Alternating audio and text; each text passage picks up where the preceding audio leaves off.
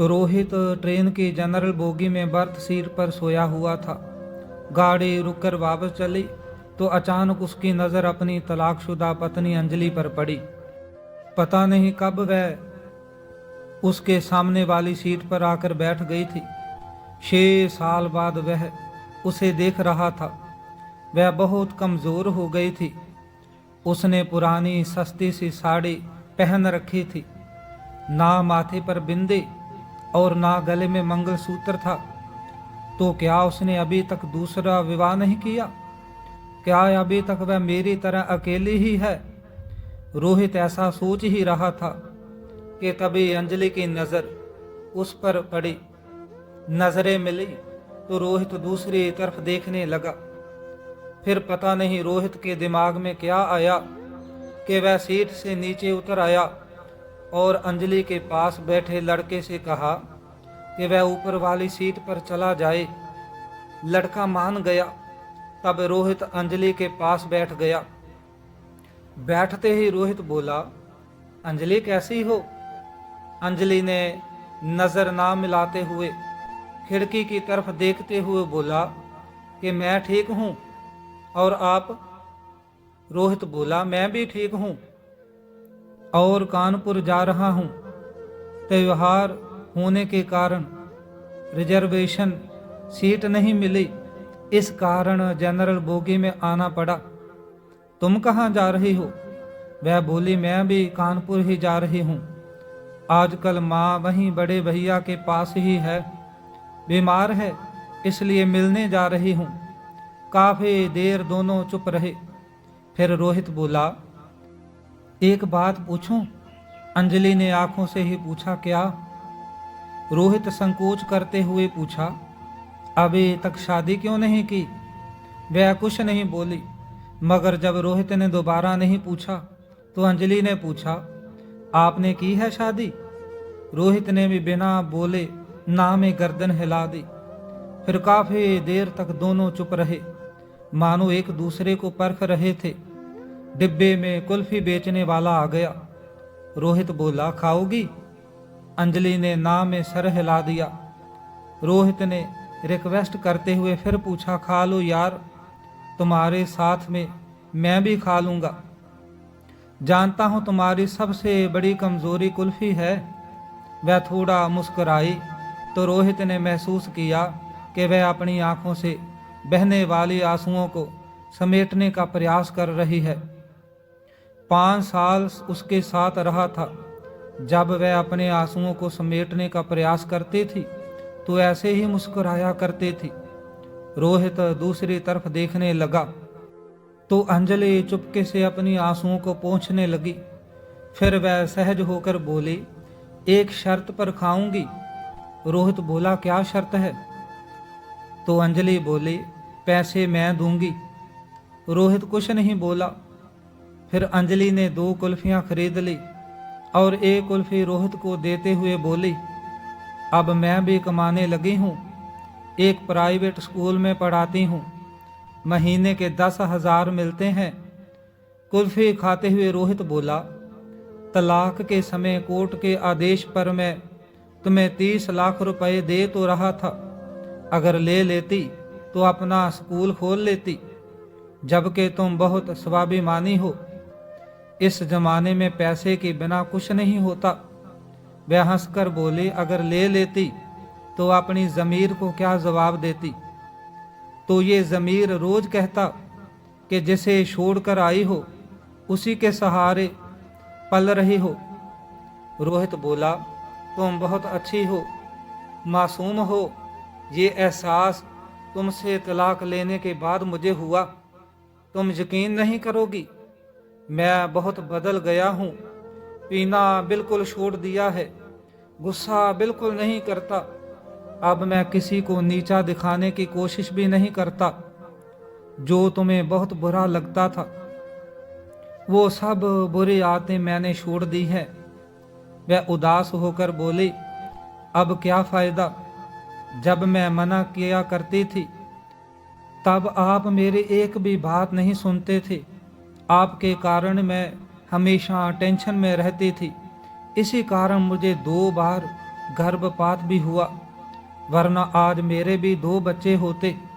एक 8 साल का हो गया होता और दूसरा 6 साल का होता। कहकर वो रो पड़ी। बच्चों की बात पता चली तो रोहित के भी आंखों में आंसू आ गए, लेकिन वह पुरुष था तो आंसुओं को पलकों तक पहुंचने से पहले ही पी गया और बोला, कभी कभी लगता है मैं बहुत बुरा आदमी हूँ। मैंने कभी रिश्तों की कदर नहीं की, उसी की सजा झेल रहा हूँ। आज बिल्कुल अकेला हो गया हूँ। अब माँ भी नहीं रही। माँ के ना होने पर अंजलि को बड़ा दुख हुआ और बोले, माँ को भली चंगी छोड़कर आई थी, उसको क्या हो गया। इस बार रोहित भावुकता वश अपने आंसुओं को नहीं रोक पाया और बोला, वो तुम्हें हर दिन याद करती थी, बोलती थी बहू को वापस घर ले आओ। मैं उन्हें कैसे समझाता कि तलाक के बाद बहुएं वापस घर नहीं आती। फिर दोनों के बीच चुप्पी छा गई थी। कानपुर आ गया था, स्टेशन आने वाला था। रोहित बोला, वापस कब जाओगी। अंजलि बोली, आज रात यहीं रुकूंगी, कल की सुबह की ट्रेन से वापस जाऊंगी। फिर वहीं खड़ी हो गई। रोहित भी खड़ा हो गया और पूछा, कितने बजे वाली ट्रेन से वापस जाओगी। अंजलि बोली, हम गरीब लोग हैं, रिजर्वेशन नहीं करा पाते हैं, जनरल डिब्बे में सफ़र करते हैं, इसलिए जो भी ट्रेन मिलती है टिकट लेकर चढ़ जाते हैं। इतना कहकर वह नीचे उतर गई। रोहित अपना सूटकेस संभालता हुआ उसके पीछे लपका और बोला, अगर मैं रिजर्वेशन की 2 टिकटें ले लूं तो। मुझे पता है कि तुम मेरे साथ नहीं चलोगी, लेकिन मैं तुम्हारे साथ सफ़र करना चाहता हूँ। जनरल में ही चल लूँगा। बताओ कितने बजे यहाँ मिलोगी। अंजलि ऑटो में बैठती हुई बोली, 9 बजे यहाँ मिलूंगी। फिर उसके देखते देखते ऑटो आंखों से ओझल हो गया। रोहित कानपुर 2 दिन के लिए आया था, मगर अंजलि का साथ पाने के लिए उसने अपना शेड्यूल बदल लिया। उसने जल्दी से अपने बिजनेस का काम पूरा किया और अगले दिन सुबह 8:30 बजे ही स्टेशन आ गया। अंजलि 9 की जगह 10 बजे स्टेशन पहुंची और बोली, आप अभी तक यहीं पर हो। मैं सोच रही थी कि आप चले गए होंगे। अंजलि बहुत खुश थी। बोली, माँ अब बिल्कुल ठीक है। रोहित बोला, मैं तुम्हारा भी टिकट ले आया हूँ। अब 30 रुपए के टिकट के लिए कुछ कहना मत। अंजलि हंसते हुए बोली, अभी ट्रेन आने में आधा घंटा है, चलो तब तक कुल्फी खाते हैं। पैसे मैं दे दूंगी, हिसाब बराबर हो जाएगा। इतना कहकर वह फिर मुस्कुरा दी। वह जब भी मुस्कुराती थी रोहित की नज़र उसके चेहरे पर ठहर जाती थी। फिर दोनों ने कुल्फी खाई और तब तक ट्रेन आ गई और फिर से एक नया सफ़र शुरू हो गया। मगर इस सफ़र में कुछ खास था। रोहित कुछ कहने के लिए तिलमिला रहा था, मगर डर भी रहा था कि वह मना कर देगी तो। रोहित नोटिस कर रहा था कि अंजलि बड़े भाई के घर से नई साड़ी पहनकर आई थी। वह बहुत सुंदर लग रही थी। खिड़की से आ रही ठंडी हवा के झोंके से अंजलि के ललाट पर लटकी बालों की एक लड़ी झूम उठती है। उसे ऐसे देखकर रोहित के दिल में एहसास सा उठता है कि यह औरत कभी उसकी जिंदगी थी, मगर मैं इसे संभाल कर नहीं रख पाया। रोहित की मन स्थिति से अनजान अंजलि बोली, क्या हुआ, आप गुमसुम से क्यों हो। दोस्त बनकर ही सही कुछ बात तो कर लो। रोहित बोला, मुझे दोस्ती नहीं चाहिए। अंजलि को झटका सा लगा। बोली, फिर क्यों मेरे साथ सफर करने के लिए उतावले थे आप। रोहित बोला, मुझे तू चाहिए, हमेशा के लिए, जन्मों जन्मों के लिए, मेरे साथ हंसने के लिए, मेरे साथ रोने के लिए। वह इतनी जल्दी में ये सारी बातें बोला कि अंजलि बस उसके मुंह की ओर देखती रह गई। वह आगे बोला, मैं गलत था, तुम्हारी कदर नहीं कर पाया, मगर तुम्हारे जाने के बाद मुझे मेरी गलतियों का एहसास हो गया है, मुझे माफ कर दो। कहकर वह रो पड़ा। अंजलि चुप हो गई, बस उसके चेहरे की तरफ देखे जा रही थी। रोहित उसके दोनों हाथ पकड़कर बोला, मुझे माफ कर दे यार, मैं वादा करता हूँ अब कभी भी तुम्हारे आंसुओं की वजह नहीं बनूंगा, तू जो कहेगी वही करूंगा, प्लीज लौट आओ।